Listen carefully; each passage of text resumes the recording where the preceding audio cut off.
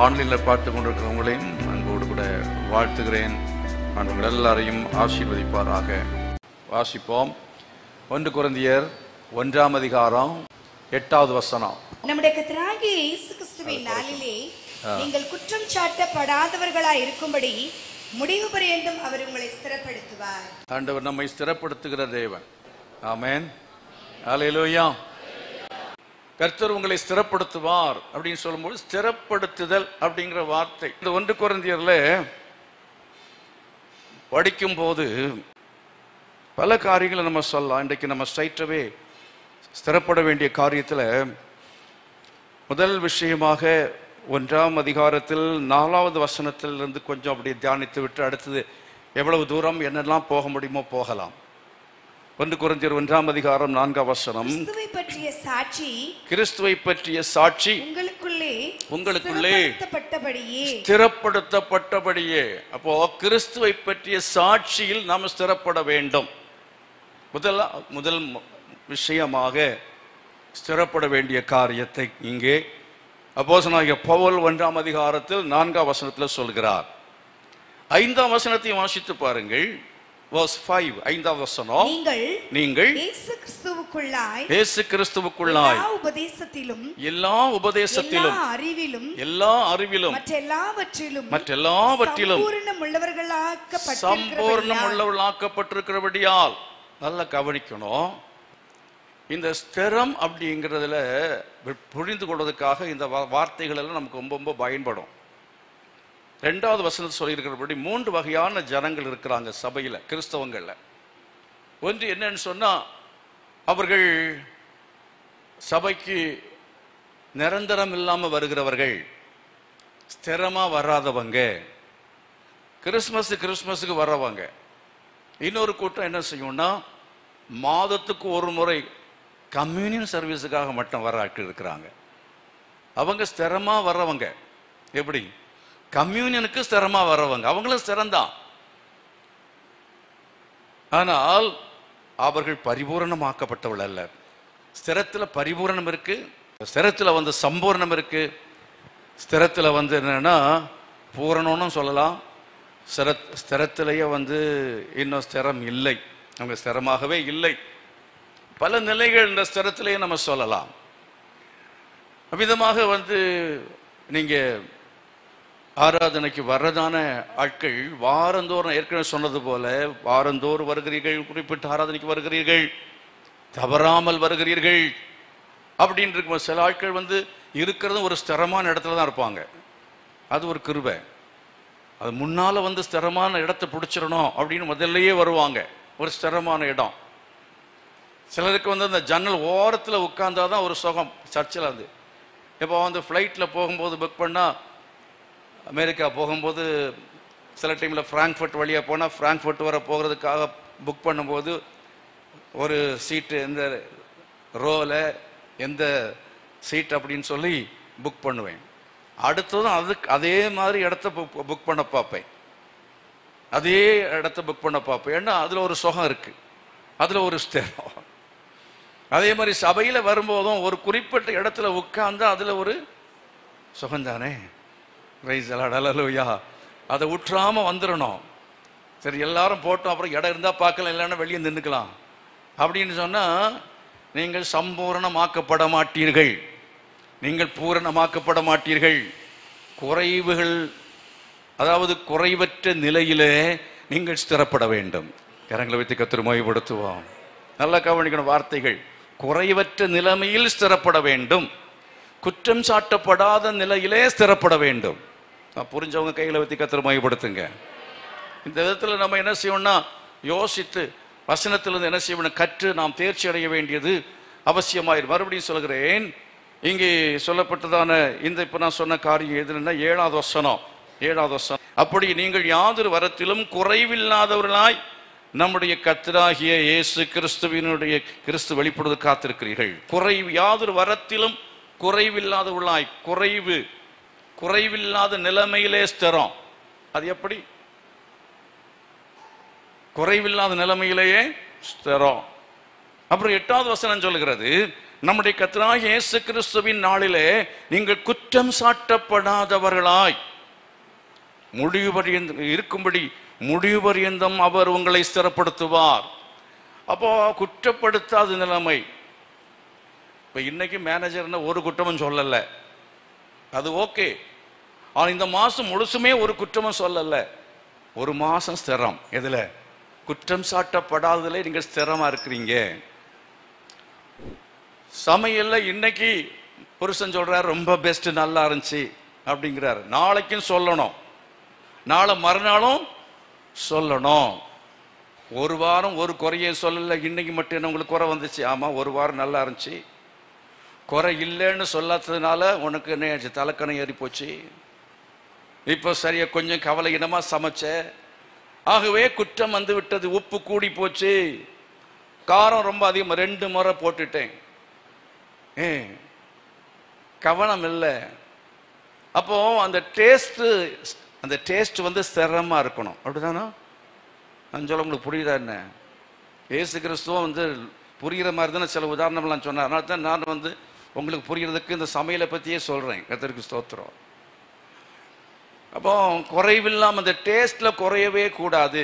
கையில் விரிச்சு சகோதரிமாரெலாம் ஜெபம் பண்ணி கேளுங்க. ஆண்டவரே, நான் சமைக்கிற அந்த சமையலை குற்றம் சாட்டப்படாமல் என்னைக்கு ஒரே மாதிரி டேஸ்ட் இருக்கும்படி எனக்கு உதவி செய்யும். கர்த்தர் உங்களை ஸ்திரப்படுத்துவார். ஆமென் அப்படின்னு சொல்லப்பட்ட வாக்குத்தத்தம் உங்களுக்கு சமயக்கட்டில் நிறைவேறணும். உங்க சமையல்ல முதல்ல நடக்கட்டும். சமையல் அது நடந்துச்சுன்னு வச்சுக்கிங்க, குடும்பம் நல்லா இருக்கும், சண்டையே வராது. இப்போ ஒரு மாதம் எங்க புருஷன் சண்டையே போடுறதில்லை, ஸ்திரமான சமாதானம் குடும்பத்தில். ஏன்? ஸ்திரமாக டேஸ்டா இருக்கு சாப்பாடு, அதனால ஸ்திரமாக சமாதானமும் இருக்கிறது என்று சொல்லி அர்த்தம். ஆகவே குற்றம் சாட்டப்படாமல் இருப்பதிலே ஸ்திரத்தன்மை வேண்டும். கரங்களை வைத்து கர்த்தரை மகிமைப்படுத்துவோமா? அல்லேலூயா. நான் பிரசங்கம் பண்றேன், நீங்க இதை வந்து என்ன செய்வீங்க? குற்றம் சொல்கிற ஆட்கள் இருப்பீங்க. குற்றம் சொல்வது தவறு இல்லை.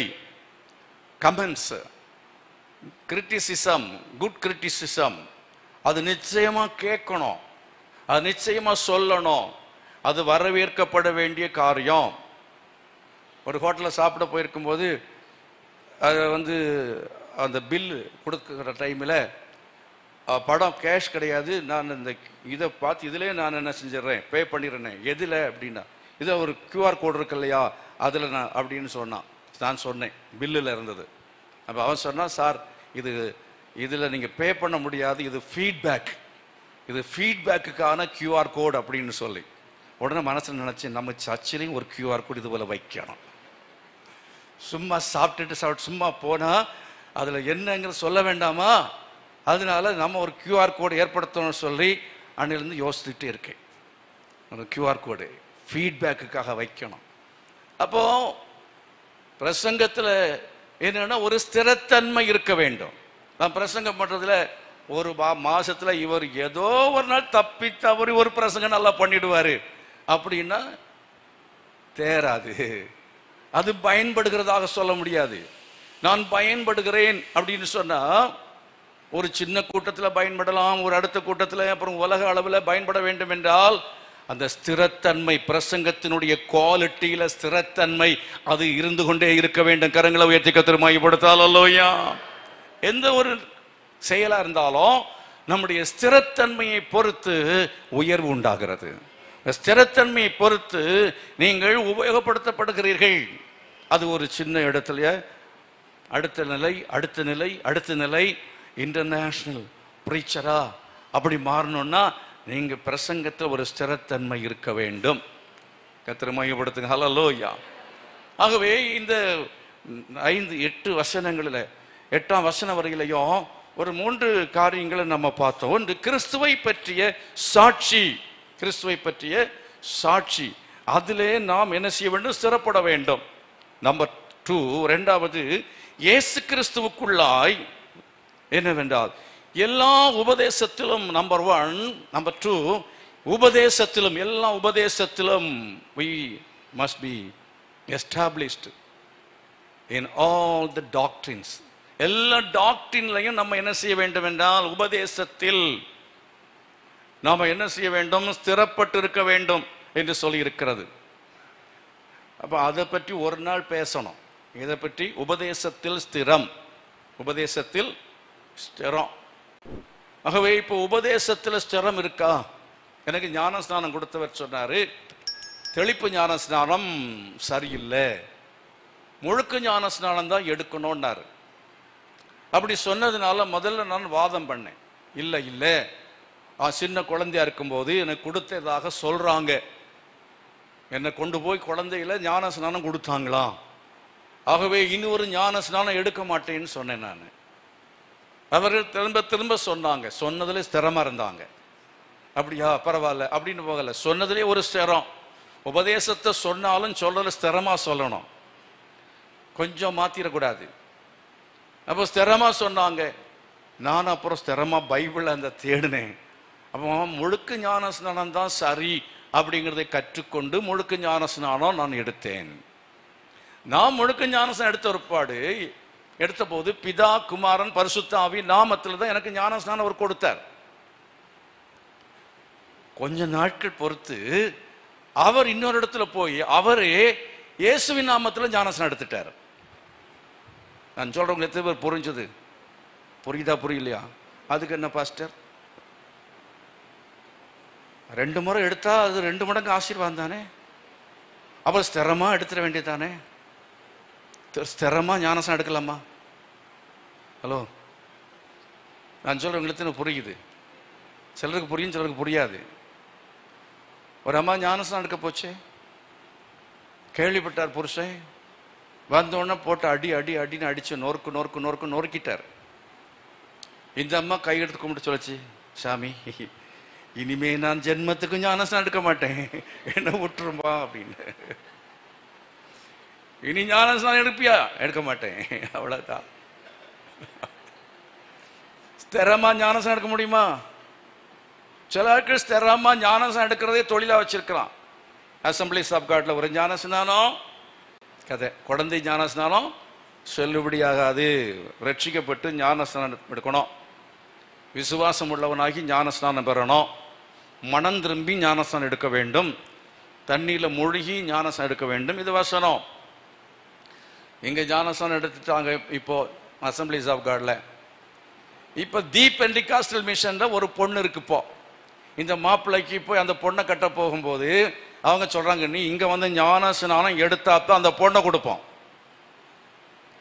நீ அசம்பிளிஸ் ஆஃப் காட்ல எடுத்தது நாங்கள் ஏற்றுக்க மாட்டோம் அப்படின்னா, அங்க போய் இந்த பொண்ணை கட்டுறதுக்காகவே, அந்த கல்யாணத்துக்காகவே அங்க ஒரு ஞானஸ்நானம் எடுப்பான் பாருங்க. அது கூடாது, அப்படி செய்யக்கூடாது. அதுக்கு பிறகு வேற ஒரு சபைக்காரங்கிட்ட போனா அவன் சொல்ல, இங்க நீ எடுன்னுவான். ஒவ்வொரு சபையா போய் ஞானஸ்நானம் எடுத்துட்டு இருந்தா என்ன ஆகிறது? நான் சொல்ற விஷயம் என்ன அப்படின்னா, உபதேசத்தில் ஸ்திரமா இருக்க வேண்டும். கரங்களை வைத்து கர்த்தரை மகிமைப்படுத்துங்க. உபதேசத்தில் ஸ்திரமா இருக்க வேண்டும். ரட்சிப்பின் உபதேசம், அப்புறம் ஞானஸ்நானங்கிற உபதேசம், அப்புறம் பரிசுத்த ஆவி பற்றிய உபதேசம், 4வது வேறுபாடுங்கிற உபதேசம், 5வது அப்போஸ்தலர்களுடைய ஐக்கியம், அப்போஸ்தலருடைய ஐக்கியம் அப்படின்னு சொல்லியிருக்கிறது, அதை பற்றிய உபதேசம், அப்புறம் கைகளை வைக்குதல் அப்படின்னு சொல்லப்பட்டிருக்கு, அது ஒரு உபதேசம். இன்னும் கர்த்தருடைய பந்தி ஆராதனை, ராப்போஜனம், அது உபதேசம். பிறகு அப்பம் பிற்குதலுக்கு பிறகு ஜெபம் பண்ணுதல், பிரேயர் ஜெபம்ங்கிறது அது உபதேசம். இதெல்லாம் அஸ்திபார உபதேசங்கள் என்று பெயர். அப்போஸ்தலர் 2ஆம் அதிகாரத்தில் 38 42 வரையிலையும் சொல்லப்பட்டிருக்கிறது. Acts chapter 2 verses from 38 to 42 அதுல சொல்லப்பட்டிருக்கிறதான காரியங்கள், அது சொல்லுவாங்க 7 அஸ்திபார உபதேசங்கள் என்று சொல்லுவார்கள். அது நீங்கள் இன்னொரு இடத்துல பவுல் சொல்லும் பொழுது, நீங்கள் இந்த உபதேசத்தை விட்டு பூரணராகும்படி கடந்து போவோமாக என்று சொல்லுகிறதை நீங்கள் வாசிக்க முடியும்.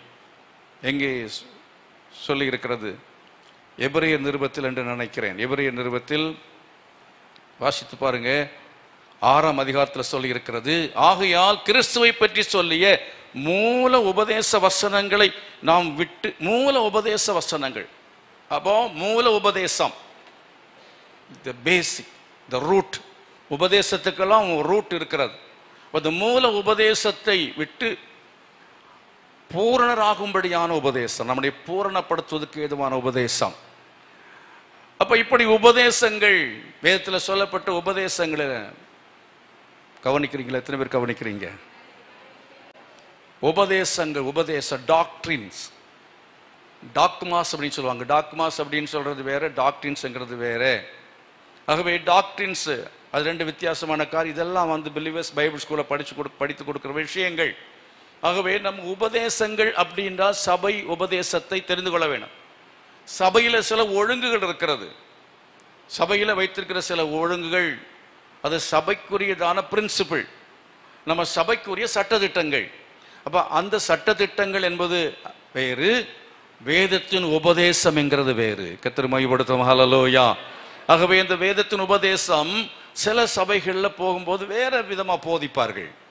ஆகவே அதைகளை நம்ம தெரிந்து கொள்ள வேண்டும் என்றால் பரிசுத்த வேத புத்தகத்தை நன்றாக படித்து உபதேசங்களிலே நாம் ஸ்திரமுள்ள மக்களாக இருக்க வேண்டும். உறுதிப்பட்டு அப்புறம் ஸ்திரப்படணும். உறுதிப்பட்டால் தான் ஸ்திரப்பட முடியும். கன்ஃபர்மேஷன், முதல்ல கன்ஃபார்ம் ஆகணும், அப்புறம் தான் ஸ்திரமா இருக்க முடியும். உங்களுக்கு அந்த அந்த அந்த உபதேசத்தில் வந்து ஒரு உறுதி இல்லை என்றால் நீங்கள் அந்த உபதேசத்தில் ஸ்திரமாக மாட்டீர்கள். கர்த்தர் மகிமைப்படுத்தும். ஹல்லேலூயா. ஆகவே உபதேசம், அசம்பிளிஸ் ஆஃப் காட், சபையின் உபதேசங்கள் என்று சொல்லி உண்டு. நீங்க என்ன செய்யணும்? அந்த உபதேசங்களை படிக்க. அடிப்படை உபதேசம், நாம் இதை விசுவாசிக்கிறோம். இயேசு கிறிஸ்து 2ஆம் முறை வருவார், அது உபதேசம். நித்திய நியாய தீர்ப்பு உண்டு, உபதேசம். நரகம் உண்டு, மோட்சம் உண்டு, உபதேசம். நரகத்தை பற்றி உபதேசம், மோட்சத்தை பற்றி உபதேசம்.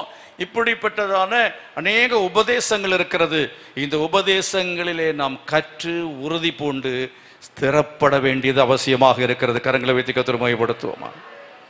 யார் வந்து உங்களை என்ன குழப்பினாலும் குழம்பவே கூடாது. அதை நீங்கள் யோவான் நிருபத்தில் படிக்கும் பொழுது வாசித்து பாருங்கள். 2 யோவான் 9வது வசனம் இப்படி சொல்கிறது: கிறிஸ்துவின் உபதேசத்திலே நிலைத்திராமல் மீறி நடக்கிற எவனும் தேவனை உடையவன் அல்ல. கிறிஸ்துவின் உபதேசத்தில் நிலைத்திருக்கிறவனோ பிதாவையும் குமாரனையும் உடையவன். இப்ப கிறிஸ்துவின் உபதேசம், இப்போ யெகோவா சாட்சின்னு சொல்லி ஒரு கூட்டம் வருவாங்க. அவங்களும் பைபிள் தான் வச்சிருப்பாங்க. இந்த பைபிள் வச்சிருந்தாலும் அவர்கள் வந்து உங்களுக்கு இயேசு கிறிஸ்து சின்ன கடவுள், யெகோவா பெரிய கடவுள் சொல்லுவாங்க.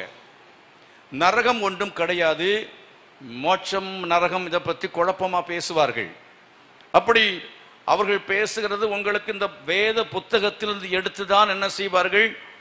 பேசுவது. அதுக்கு பேர் ஹாஃப் ட்ரூத், அதாவது அரைகுறையான உபதேசம். வேதத்தை சரியாக நீங்கள் கற்றுக்கொள்ளாதவர்களாக இருந்தால், வேதத்தை தான் படிக்கணும்னு சொல்றோம். நீங்க உட்கார்ந்து வேதத்தின் உபதேசங்களை படிக்க வேண்டும்.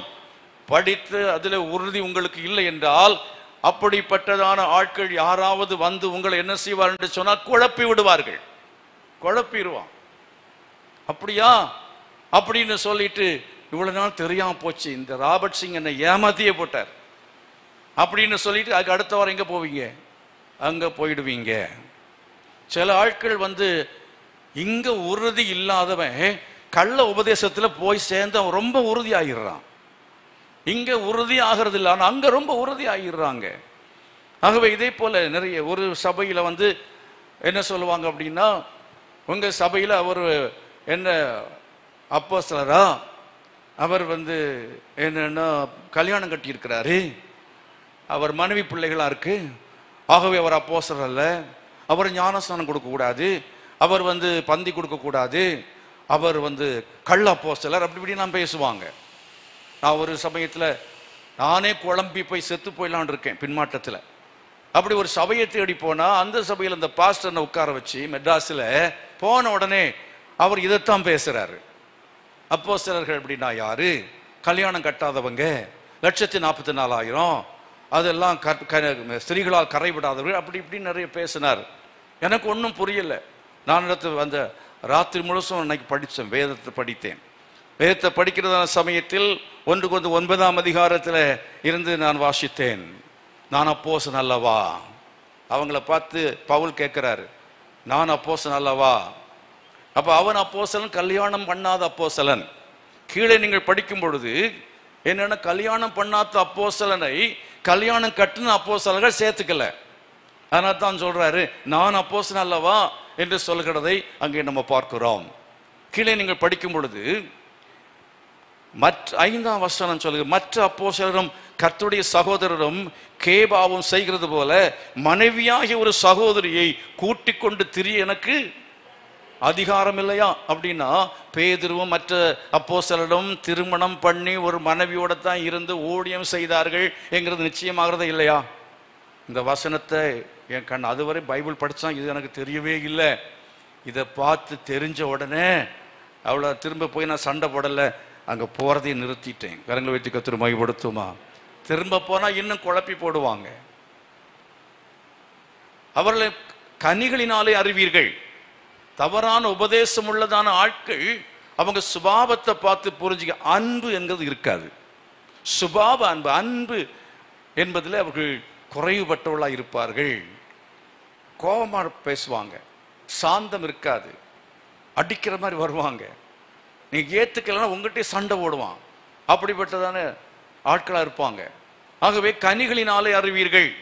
அப்போ இங்கே உபதேசம் என்கிறத பற்றி சொன்னேன். உபதேசத்தை கற்றுக்கொண்டு அதிலே நாம் நிலைத்திருக்க வேண்டும். கரங்களை வைத்து கர்த்தரை மகிமைப்படுத்துவோமா? ரொம்ப ரொம்ப முக்கியமானது. அந்த வசனம் யோவான் நிருபத்தில் என்ன படிக்கிறோம்? இந்த உபதேசத்தை ஒருவன் கொண்டு வராமல் இருந்தால் என்ன செய்ய வேண்டும் என்று சொல்லி அங்கே சொல்லப்பட்டிருக்கிறது நீங்கள் பார்க்கிறீர்கள். 2 யோவான்ல 10வது வசனம், ஒருவன் உங்களிடத்தில் வந்து இந்த உபதேசத்தை கொண்டு வராமல் இருந்தால் அவனை உங்கள் வீட்டிலே ஏற்றுக்கொள்ளாமலும் அவனுக்கு வாழ்த்துதல் சொல்லாமலும் இருங்கள். அப்ப எல்லாருக்கும் பிரைஸ் அலாட் சொல்லி வீட்டுக்குள்ள ஏற்றி காணிக்க கொடுக்க கூடாது. நிறைய ஊழியக்காரங்கள்லாம் வருக வருகன்னு வரவேற்க கூடாது. நல்லவையவன் கெட்டமையும் தெரியவே தெரியாது, குழப்பி போடுவாங்க. ஆகையால் நீங்க உங்கள் விசுவாசம் எப்படி இருக்கணும்னா ஒரே விசுவாசமா இருக்கணும். எபேசியர் நிருபத்தில் 4ஆம் அதிகாரத்தில் சொல்லப்பட்டிருக்கு பாருங்க, 5ஆம் வசனம், 4ஆம் அதிகாரம் 5ஆம் வசனம், ஒரே கர்த்தரும் ஒரே விசுவாசமும் ஒரே ஞானஸ்நானமும் எல்லாருக்கும் ஒரே தேவனும் பிதாவும் உண்டு. இப்போ இது கூட ஒன்று கூட சேர்த்துங்க, ஒரே பாஸ்டரும் உண்டு. எழுதிக்கிங்க, ஒரே பாஸ்டரும் உண்டு. 10 பாஸ்டர் உங்களுக்கு இருந்தால் எப்படி இருக்கும்? ஒரு மனைவிக்கு ஒரு கணவன் இருந்தால் உருப்படி. இப்போ 2 3ன்னா சமுதாயம் என்ன சொல்லும்? அதுக்கு பேர் தான் விபச்சாரம்னு பேர். ஒரு புருஷனுக்கு 2 3 மனைவி இருக்கா? ஒரு முதல் மனைவி தான் மனைவி, அப்புறம் உள்ளதெல்லாம் மனைவி கணக்கில் சேரவே சேராது. அப்படி பார்த்தா அவன் விபச்சாரம் செய்கிறவனா இருக்கிறான் என்றுதான் வேதம் சொல்லுகிறது. அதே போல நீங்க ஒரு சபையில் இருக்கிறீர்கள், அந்த சர்ச்சில் இந்த பாஸ்டர் அவர் ஒருத்தர் உங்களுக்கு பாஸ்டா இருக்கணும். அது எந்த சபையோ எங்க போனாலும் சரி, ஒரு சர்ச்சுக்கு போறீங்க அவர் பாஸ்டா இருக்கணும்.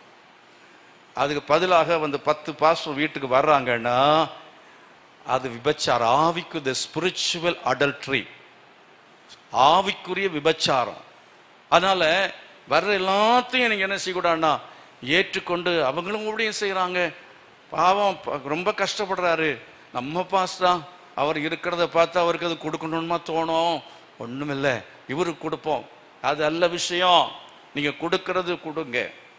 யாராவது ஒரு ஊழியக்காரருக்கு வந்து நீங்க உதவி செய்கிறது மனம் இருந்தால் சில ஊழியங்களை தாங்குவது தவறு கிடையவே கிடையாது. எந்த ஊர்ல இருக்கலாம், இதே ஊர்ல ஒரு கஷ்டப்படுற ஊழியக்காரர் இருப்பாரு, அவங்களுக்கு நம்ம சப்போர்ட் பண்ணா கொடுத்தா ஒரு பணத்தை அனுப்பி கொடுப்ப தவறு இல்லை.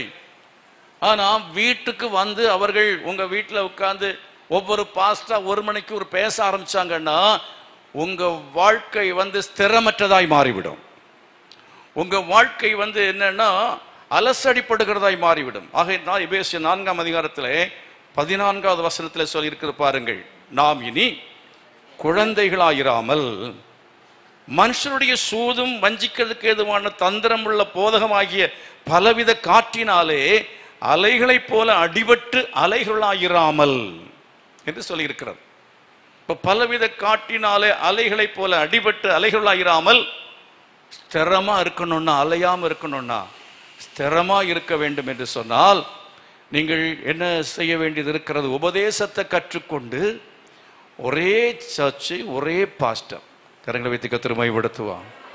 எங்களுக்கு ஒரு சர்ச் உண்டு, அந்த சர்ச்சில் ஜபம் இருக்கு, அங்க ஜபத்துக்கு போவோம் அப்படின்னு சொல்லி போகணுமே தவிர, இன்றைக்கு இங்க வர்றது, சனிக்கிழமையில இன்னொரு இடத்துக்கு போறது, புதன்கிழமையில் இன்னொரு இடத்துக்கு போறது, அங்க ஒரு முடவர ஜபம், இங்க ஒரு ஃபாஸ்டிங் பிரேயர், அங்க ஒரு தீர்க்க தரிசன கூட்டம், இப்படின்னு நீங்க அலைஞ்சிங்கன்னா பேயா மாறிடுவோம். அஞ்சோட புரிஞ்சா புரியலையா? பேயை பார்த்து என்ன சொல்ல, பேயா அலையாதடான்னு சொல்றோம் இல்லையா? அப்ப அலைகிறவங்களுக்கு என்ன பேரு? நீங்க தான் சொல்லணும். அலைகிறவங்களுக்கு என்ன பேரு? பேய். விசுவாசியா பேயா? நீ விசுவாசியா இருக்கணும்னா அலையக்கூடாது. ஒரே சபையில இருந்து அன்புடன் சத்தியத்தை கை கொண்டு தலையாகிய கிறிஸ்துவுக்குள் எல்லாவற்றிலையும் வளருகிறவர்களாயிருக்கும்படி அப்படி செய்தார். எதற்காக? 16வது வசனம் சொல்லுது, அவராலே சரீரம் முழுவதும் அதற்கு உதவியாயிருக்கிற சகல கணுக்களினாலும் இசைவாய் கூட்டி இணைக்கப்பட்டு. ஒரு சபையில் இருந்தால் தான் நீங்க என்ன செய்ய முடியும்? இந்த மூக்கு சொல்றது, இன்றைக்கு நான் இங்க இருக்கிறேன், நாளைக்கு அந்த நபர் முகம் நல்லா இருக்கு, கொஞ்சம் வட்டையா இருக்கு, அந்த அங்க கொஞ்சம் நெத்தியில கொஞ்சம் இடம் இருக்கு, நாங்க உட்கார்ந்துக்கிறேன்னு சொல்லிச்சதுன்னா லூசுன்ல பேரு. இந்த மூக்குக்கு விவரம் இல்லை. சொல்ற புரியுதா? இந்த சபையில நீங்க மூக்குன்னா மூக்கா இருக்கணும், கர்த்தருக்கு ஸ்தோத்திரம். காதுன்னா காதா இருக்கணும். அதுதான் கொரிந்தியர் நிருபத்தில் எழுதும் போது அப்போஸ்தலனாகிய பவுல் என்ன செய்கிறார்? அங்கே அதை எழுதுகிறதை நீங்கள் என்ன செய்ய முடியும்? பார்க்க முடியும். அதை எங்கே எழுதுவாரு? 1 கொரிந்தியர் 12ஆம் அதிகாரத்தில் சொல்லியிருக்கிறார். 1 கொரிந்தியர் 12ஆம் அதிகாரத்தில் சொல்லும் பொழுது அங்கே 14வது வசனத்திலிருந்து சொல்லப்பட்டிருக்கிறது, ஞானஸ்நானம் பண்ணப்பட்டு எல்லாரும் ஒரே ஆவிக்குள்ளாக தாகம் தீர்க்கப்பட்டோம், சரீரமும் ஒரே அவயவமாயிராமல் அநேக அவயவங்களாக இருக்கிறது. சரீரம் ஒன்று, அவயவம் அநேகம், நீங்கள் அதுல ஒரு அவயவமாக இருந்து கூட்டி இணைக்கப்பட்டு. அது ரொம்ப முக்கியமானது, ரொம்ப முக்கியமானது. அது நான் சொல்றேன், கவனிங்க. சகல கணுக்களினாலும் இசைவாய் கூட்டி இணைக்கப்பட்டு ஒவ்வொரு அவயவமும், நான் வாசிக்கிறது 4:16 எபேசியர், தன் தன் அளவுக்கு தக்கதாய் கிரியை செய்கிறபடியே. இப்போ நான் இதை சொல்றது எந்த பாயிண்ட்ல இருந்து நான் விளக்க வேண்டியதுன்னு கேட்டீங்கன்னா, 1 கொரிந்தியர்ல 1ஆம் அதிகாரத்தில் 7ஆம் வசனத்துக்கு பாருங்க, யாதொரு வரத்திலும் குறைவில்லாதவர்களாய், அதை விளக்கும் பொழுது சொல்ல வேண்டிய விஷயத்தை நான் இங்க கொஞ்சம் டச் பண்ணியிருக்கேன். கர்த்தருக்கு ஸ்தோத்திரம், அல்லேலூயா. ஆகவே அபிதமாய் நாம் என்ன செய்ய வேண்டும் என்று சொன்னால், நாம் உபதேசத்தில் ஸ்திரப்பட வேண்டும். அப்புறம் 2 விஷயத்தை பார்த்துட்டோம், ஓடிட்டு இருக்கேன். என்னது? முதல்ல என்ன? கிறிஸ்துவை பற்றிய சாட்சி உங்களுக்குள்ளே ஸ்திரப்பட்டபடி கிறிஸ்துவை பற்றிய சாட்சியிலே ஸ்திரப்பட வேண்டும். 2வது உபதேசத்தில் ஸ்திரப்பட வேண்டும். 3வது அறிவிலே. அறிவுனா என்ன? எல்லா அறிவிலும் என்ன செய்ய வேண்டும்? ஸ்திரப்பட வேண்டும் என்று சொல்லி இருக்கிறது. எல்லா அறிவிலும் ஸ்திரப்பட வேண்டியது அவசியமாக இருக்கிறது. கரங்களை வைத்து கர்த்தரை மகிமைப்படுத்துவோம். ஹல்லேலூயா. ஆகவே வேத புத்தகத்திலே நீங்கள் வேத புத்தகத்தை படிக்கும் பொழுது, வேத புத்தகத்தில் நீங்கள் ஆதியாகமம் முதல் வெளிப்படுத்தல் வரையிலேயும் படிக்கும் பொழுது உங்களுக்கு பழைய ஏற்பாட்டிலும் அறிவு உண்டாகும், புதிய ஏற்பாட்டிலையும் அறிவு உண்டாகும். கர்த்தரை மகிமைப்படுத்துங்க. ஹல்லேலூயா. சுவிசேஷத்தை படித்தால் சுவிசேஷத்திலும் அறிவு கிடைக்கும், நிருபங்களை படிக்கும்போது நிருபத்தின் அறிவு கிடைக்கும். வெளிப்படுத்தின விசேஷத்தில் படிக்கும் பொழுது அங்கே கிடைக்கிற அறிவுங்கிறது வேறே. இன்னும் என்னன்னா, சபையை பற்றி அறிவு வேணும். கர்த்தருக்கு ஸ்தோத்திரம். சபைனா என்ன? அப்படி சபையை பற்றி அறிந்து கொள்ளணும். ஊழியக்காரனா என்ன? யார் ஊழியத்துக்கு வர வேண்டும்? ஊழியக்காரர்கள் என்றால் உண்மையான ஊழியக்காரன் யார் என்கிற அறிவு வேணும். இப்படி அநேக காரியங்களை குறித்து, விக்கிரகங்களை குறித்து அறிவில்லாதிருக்க எனக்கு மனதில்லை. விக்கிரகம்னா என்ன, உண்மையான தெய்வம் யார் என்கிற அறிவு வேண்டும். வரங்களை பற்றி நீங்கள் அறியாதிருக்க மனதில்லை. இதெல்லாம் 1 கொரிந்தியர் தான் சொல்லியிருக்கிறார். ஆகவே அதில் சொல்லப்பட்டிருக்கிறபடி இப்படிப்பட்ட அநேக காரியங்களை குறித்த அறிவு நமக்கு தேவைப்படுகிறது. கரங்களை வைத்து கர்த்தரை மகிமைப்படுத்துவோமா? 1 கொரிந்தியர் 6ஆம் அதிகாரத்தில் படிக்கிறதான சமயத்தில் அதாவது வழக்குகளை தீர்ப்பதற்கு அதாவது பரிசுத்தவான்கள் உலகத்தின் நியாயம் தீர்ப்பார் என்று அறியீர்களாம். உலகத்தில் நியாயம் தீர்ப்பதற்கு, பிரச்சனைகளை சரி பண்ணுகிறதுக்கு என்ன ஆட்கள் இருக்கிறார்கள். அப்படின்னு இருக்கிற சமயத்தில் நீங்க உங்களுக்குள்ள ஏன் சண்டை போட்டு கொண்டிருக்கு? உங்களுக்குள்ளேயும் என்ன வேண்டும்? உங்களுக்குள்ளாலையும் வழக்குகளை தீர்ப்பதற்காக பிரச்சனை வரும். பிரச்சனை வரும்போது அதை சரிப்படுத்தி கொள்வதற்காக அங்கே அறிவு வேணும். அறிவுள்ளவங்க இருக்கணும். கர்த்தரை மகிமைப்படுத்தும். அல்லேலூயா. பிரச்சனைக்கு சால்வ் பண்ணக்கூடியதான ஆட்கள் வேணும். இப்படி நிறைய காரியங்கள் அது குறித்து தனியாக பேச வேண்டியது. நான் உங்களுக்கு முகவரைய சொல்றேன். எல்லா அறிவிலும், அப்படிப்பட்டதான எல்லா அறிவிலும் நாம் ஸ்திரப்பட்டிருக்க வேண்டியது அவசியமாக இருக்கிறது. கர்த்தர் மகிமைப்படுத்தும். அல்லேலூயா. இயேசு கிறிஸ்துவை பற்றிய அறிவில் நம்ம ஸ்திரப்பட்டிருக்க வேண்டும். இப்படி அறிவை பற்றி அங்கே பார்க்கிறோம். இன்னும் என்ன சொல்லப்பட்டிருக்கு பாருங்க. அடுத்த வசனம் தான் அதாவது வரத்திலும் குறைவில்லாதவர்கள் அப்படிங்கிறத பார்க்கிறோம். வரத்தில் குறைவில்லாதவர்கள் என்று சொல்லப்பட்டிருக்கிறது.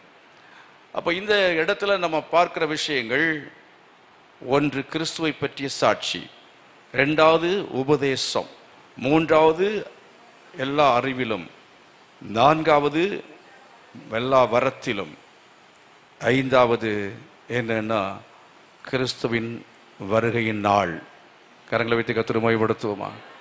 இப்போ இவ்வளவு காரியங்கள், அந்த 5 காரியங்களை கற்று இவைகளிலே நாம் நம்மை ஸ்திரப்படுத்தி கொள்ள வேண்டியது அவசியம். இன்னும் சரியா சொல்ல போனால், இந்த கிறிஸ்துவின் வருகைக்கு நாளிலே நாம் கைவிடப்படாமல் இருக்க வேண்டும் என்றால், குற்றம் சாட்டப்படாமல் இருக்க வேண்டும் என்றால், முதலாவது நாம் கிறிஸ்துவை பற்றிய சாட்சி நமக்குள்ளே ஸ்திரப்பட வேண்டியது அவசியமாக இருக்கிறது. கிறிஸ்துவை பற்றிய சாட்சி நமக்குள்ளே ஸ்திரப்பட வேண்டியது அவசியமாக இருக்கிறது. அருமையானவர்களே, கிறிஸ்துவை பற்றிய சாட்சி என்று சொல்கிறதான சமயத்தில் நீங்கள் யோவான் நிருபத்தில் 1 யோவான்ல வாசித்து பாருங்கள். 1 யோவான்ல நீங்கள் வாசிக்கும் போது அங்கே இப்படி பார்க்குறீங்க. 1 யோவான் 5ஆம் அதிகாரம் 20வது வசனம். 1 யோவான் 5ஆம் அதிகாரம் 20வது வசனம். அன்றியும் சத்தியமுள்ளவரை அறிந்து கொள்வதற்கு தேவனுடைய குமாரன் நமக்கு புத்தியை தந்திருக்கிறார் என்றும், தேவனுடைய குமாரன் நமக்கு புத்தியை தந்திருக்கிறார் என்றும் அறிவோம். பாருங்க, இந்த அறிவோம் என்கிறது எல்லாத்தையும் நீங்க வேதத்தை படிச்சீங்கன்னா எல்லா அறிவிலும் நீங்கள் ஸ்திரப்பட முடியும். அது வேற. ஆனால் அதுக்கல்ல நான் இப்போ இந்த வசனத்தை வாசிப்பது. அவருடைய குமாரனா இயேசு கிறிஸ்து என்னப்பட்ட சத்தியம் உள்ளவருக்குள்ளும் இருக்கிறோம். இவரே மெய்யான தேவனும் நித்திய ஜீவனுமாய் இருக்கிறார். கரங்களை வைத்து கர்த்தரை மகிமைப்படுத்துவோம். கவனிங்க, கிறிஸ்துவை பற்றிய சாட்சி. கிறிஸ்துவை பற்றிய சாட்சியிலே நாம் ஸ்திரப்பட வேண்டியது அவசியம். கிறிஸ்துவை பற்றிய சாட்சியை அப்போஸ்தலனாகிய யோவான் சொல்லும் பொழுது அவர் இவ்விதமாய் சொல்கிறார். என்ன சொல்கிறார்? இயேசு கிறிஸ்துவே மெய்யான தேவனும் நித்திய ஜீவனுமாய் இருக்கிறார். சத்தம் அல்லேலூயா சொல்லுவோமா? இயேசு கிறிஸ்து யார்? Who is Jesus?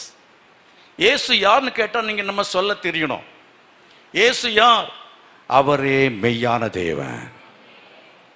இயேசுவே மெய்யான தேவன், அவரே நித்திய ஜீவன். அப்படி நித்திய ஜீவனுக்கான மார்க்கம் இயேசு. நானே வழியும் சத்தியமும் ஜீவனுமாய் இருக்கு, என்னை இல்லாமல் ஒருவனும் தேவன் பிதாவிடத்தில் வரான். இதுதான் கிறிஸ்துவை பற்றிய சாட்சி. சத்தமா கர்த்தரை மகிமைப்படுத்துவோமா? இந்த சாட்சியை எங்கேயும் சொல்லுவேன்னு சொல்றவங்க கைக்கு என்ன வேலையா? என்ன ஒன்னும் வலிக்காது. கத்திய வச்சுட்டு நிக்கிறான். நீ இயேசு தெய்வம் அல்லன்னு மறுதலிச்சா உன்னை விடுவேன், இல்லைன்னா கழுத்து என்ன செய்வேன்? அறுத்து விடுவேன் அப்படின்னு நிற்கும் பொழுது நீங்க என்ன செய்யணும்? கண்ணை மூடியோ கண்ணை திறந்துட்டோ இயேசுவே மெய்யான தேவன நித்திய ஜீவனமா இருக்கிற சத்தமா சொல்லுவேன்னு சொல்றவங்க தைரியம் இருந்தா உண்மையா இருந்தா சொல்லுங்க பார்க்கலாம். அப்பதான் தெரியும். அப்படி ஒரு சூழ்நிலை வந்தாதான் தெரியும். இல்ல குழந்தைய உன் மகனையோ மகளையோ பிடித்து வைத்துக் கொண்டு நீ மறுதளிக்காவிட்டா குழந்தை என்ன செய்வேன், இப்பொழுதே வெட்டுவேன் அறுப்பேன், இல்லைன்னா நான் தோலை உரிப்பேன், நான் கொஞ்சம் கொஞ்சமா நான் சித்திரவதை பண்ணுவேன்னு சொன்னா கொஞ்சம் யோசனை பண்ணி பாருங்க. எத்தனை பேர் கையை வைத்து கேளுங்க, ஆண்டவரே எனக்கு நான் அந்த சாட்சி கிறிஸ்துவை பற்றிய சாட்சியில ஸ்திரப்பட வேண்டும், உறுதிப்பட்டு அதில் ஸ்திரப்படும்படியா எனக்கு உதவி செய்யும், குற்றம் சாட்டப்படாமல் இருக்கும்படி எனக்கு உதவி செய்யும், நான் ஸ்திரப்படும்படி எனக்கு உதவி செய்யும். முடிவு பரியந்தம் கர்த்தர் உங்களை ஸ்திரப்படுத்துவாராக. கரங்களை கொட்டி கர்த்தர் மகிமைப்படுத்துவார். முடிவு பரியந்தம் என்றால் நம்முடைய ஜீவனுடைய இந்த முடிவரையிலையும் கடைசி துளி ரத்தம் இருக்கிறது வரையிலையும் நம்ம சொல்ல இயேசுவே மெய்யான தேவன். எந்த இடத்துலையும் சொல்லணும். இயேசுவை பற்றிய சாட்சியை எப்படி சொல்லலாம் அப்படிங்கிறதெல்லாம் தனியாக அது நிறைய பேச வேண்டிய. அது ஒன்று சொல்றேன், இயேசுவே மெய்யான தேவன் என்று அறிவிக்கிறதான நாம், நித்திய ஜீவன் அறிவிக்கிறதான நாம் எப்படி நம்ம அறிக்கை செய்ய வேண்டும் என்று ரோமர் நிருபம் நமக்கு சொன்ன அறிக்கை செய்ய வேண்டும். எபிரேயர் நிருபத்திலே அறிக்கையை பற்றி சொல்லி இருக்கிறது. நம்முடைய உடை, நடை, பாவனை, பேச்சு, இதுல தான் அறிக்கை செய்ய வேண்டும். இயேசு மெய்யான தேவன் சொல்லிட்டு அப்புறம் போய் கெட்ட வார்த்தை பேசி நிற்க கூடாது. தண்ணி எடுக்க போற இடத்துல குழாயடி சண்டை போட்டுட்டு இருக்க கூடாது, பொய் சொல்லிட்டு இருக்க கூடாது, வரதட்சணை வாங்கிட்டு இருக்க கூடாது, ஏமாத்திட்டு இருக்க கூடாது, கலப்படம் பண்ணக்கூடாது. நீ இயேசுதான் மெய்யான தேவன் நித்திய ஜீவன் சொல்ற, நீ சொல்றதுக்கும் அது வாழ்க்கைக்கும் அர்த்தம் இல்லையே அப்படின்னு சொல்லக்கூடிய நிலைமையில இல்லாமல் நாம் என்ன செய்ய வேண்டும் என்று சொன்னால், நம்முடைய உடை நடை பாவனைகளிலே இயேசுவை மெய்யான தேவன் என்றும் அவர் நித்திய ஜீவன் என்றும் அறிக்கை செய்ய வேண்டியது அவசியமாக இருக்கிறது. எத்தனை பேர் ஆமென் சொல்றீங்க? ஹல்லேலூயா. அந்த விதமான காரியத்தில் நம்ம எப்படி இருக்குன்னா ஸ்திரமா இருக்க வேண்டியது அவசியம். நீங்கள் அப்போஸ்தலர் நடவடிக்கைகளின் புத்தகத்தில் 2ஆம் அதிகாரத்தில் வாசித்து பாருங்க, இன்னும் பல இடங்களில் வாசித்து பாருங்க. அந்த 12 பேரும் நாங்கள் இயேசு கிறிஸ்துவை நீங்கள் சிலுவையிலே அறைந்தீர்கள், தேவன் அவரை மரித்தோர்ந்து உயிரோடு எழுப்பினார், இதற்கு நாங்கள் சாட்சிகள் என்று அவர்கள் சொல்லுகிறார்கள். சிறைச்சாலையிலே போடும் போதும் சொன்னார்கள், நாங்கள் இந்த இயேசுவை சாட்சியாக அறிவிப்போம். ஸ்தேவான் அதை சாட்சியாக அறிவித்த பொழுது கல்லறிந்து கொன்றார்கள். அப்பொழுதும் அவர் என்ன செய்தான்? சாட்சியாக நின்றான். கர்த்தர் மகிமைப்படுத்துவார். இப்படி 12 அப்போஸ்தலர் மாத்திரமல்ல, இயேசு கிறிஸ்துவின் சீடர்கள் அநேகர் உலகமெங்கும் அவர்கள் சாட்சி சொன்னார்கள், சாட்சிகளாய் இருந்தார்கள், இரத்த சாட்சிகளாய் மரித்தார்கள். ஆகவே ஆதி நூற்றாண்டிலே துவக்க காலத்திலே கொஞ்ச காலம் கிறிஸ்துவின் சாட்சிகள் என்று அறியப்பட்ட ஒரு கூட்டம்தான் ஒரு குறிப்பிட்ட காலத்துக்கு பிறகு கிறிஸ்தவ அந்தியோகியாவிலே கிறிஸ்தவ என்கிற பெயர் அவளுக்கு வழங்கப்பட்ட துவங்கியது. கிறிஸ்தவ என்கிற பெயர். அதுக்கு பிறகுதான் புராட்டஸ்டன்ட்காரன், சிஎஸ்ஐ காரன், பெந்தேகோஸ்துக்காரன், இந்த பேர்லாம் வர அசம்பிளிஸ் ஆஃப் காட்காரன்.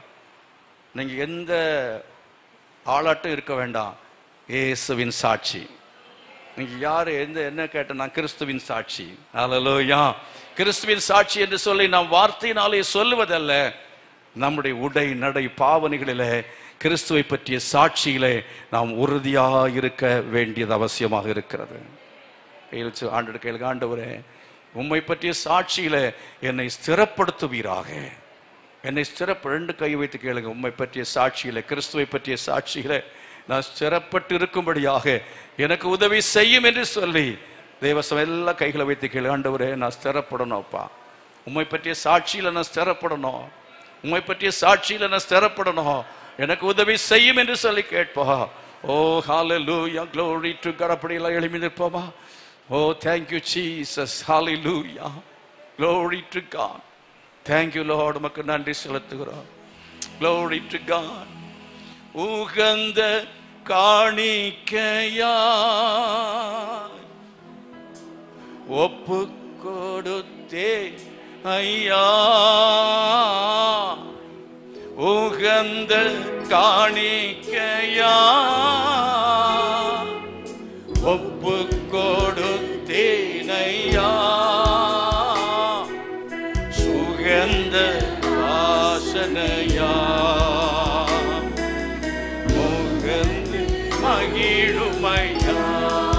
கைகளை உயர்த்தி எல்லாரும் சொல்லுவோமா?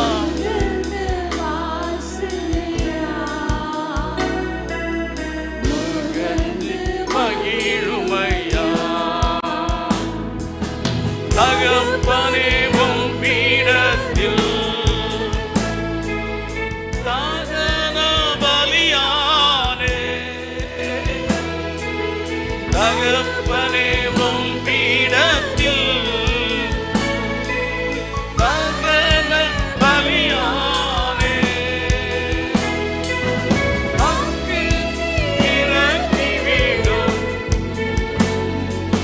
முற்றிலும் எரிந்து விடும், அக்கினி இறங்கி விடும் முற்றிலும் எரிந்து விடும், உகந்த காணிக்கையா. கைகளை வைத்து சொல்லு, ஆண்டவரே உமக்கு சாட்சியா நான் ஜீவிக்கணும். அதுக்காக எந்த கிரயத்தையும் செலுத்த தாயா.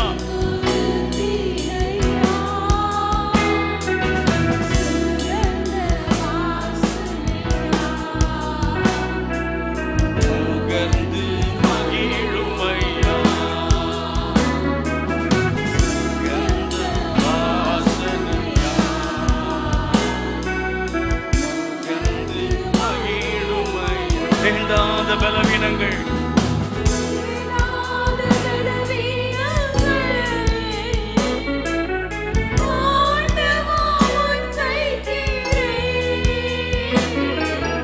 வேண்டாத பலவீனங்கள்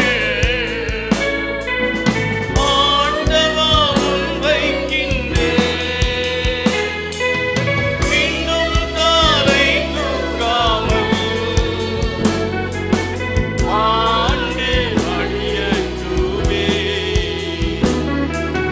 மீண்டும் காலை தூக்காமல் ஆண்டு அடியட்டுமே. உகந்த காணிக்கையா. ஓ ஹalleluya. என்னை ஒப்புக் கொடுக்கிறேன் ஆண்டவரே. உகந்த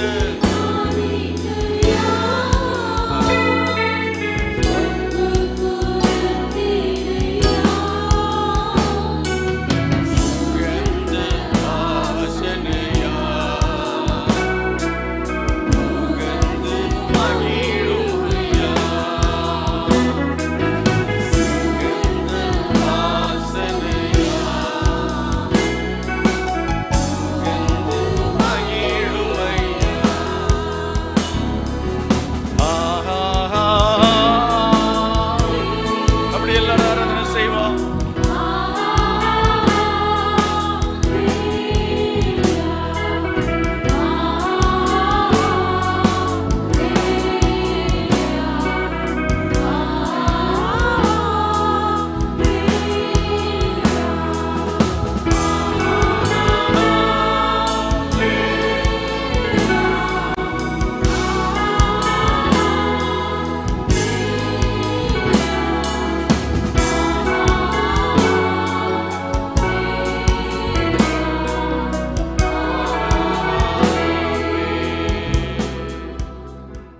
தேவையோடு வந்திருக்கிறேன், பல பிரச்சனையோடு வந்திருக்கிறேன்.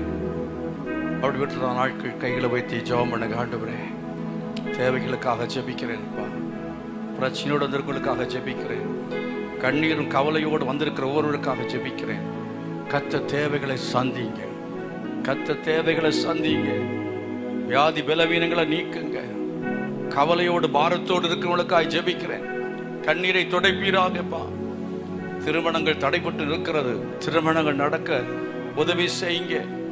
குழந்தை பாக்கியம் இல்லாதனால கண்ணீர் விட்டு கொண்டிருக்கிற குடும்பங்கள் இருக்கிறது, கர்த்தர் கொடுக்கும்படியாய் ஜெபிக்கிறேன். ஆண்டவரே வேலை இல்லை, வீடு வசதியாக இல்லை, கடன் தரித்திரம், பலவிதமான வியாதி பலவீனம் என்று ஆண்டவரே நம்முடைய சமூகத்தில் பாரத்தோடு வந்திருக்கிற ஒவ்வொருவரையும் கர்த்தர் சந்தித்து அவளை நீ தொட்டு ஆசீர்வதிக்க வேண்டும் என்று ஜெபிக்கிறேன். ஆசீர்வதிக்க வேண்டும் என்று ஜெபிக்கிறேன். இயேசுவின் நாமத்தில் பிதாவே, ஆமென். நம்முடைய கர்த்தர் இரட்சகருமாய் இருக்கிற இயேசு கிறிஸ்துவின் கிருபையும் பிதாவாகி தேவனுடைய அன்பும் பரிசுத்த ஆவியானுடைய அந்யோன்யமும் சமாதானமும் பாதுகாவலும் நம் அனைவரோடும் சகல பரிசுத்தவான்களோடு கூட இன்றும் நிலைத்திருப்பதாக. ஆமென். God bless you.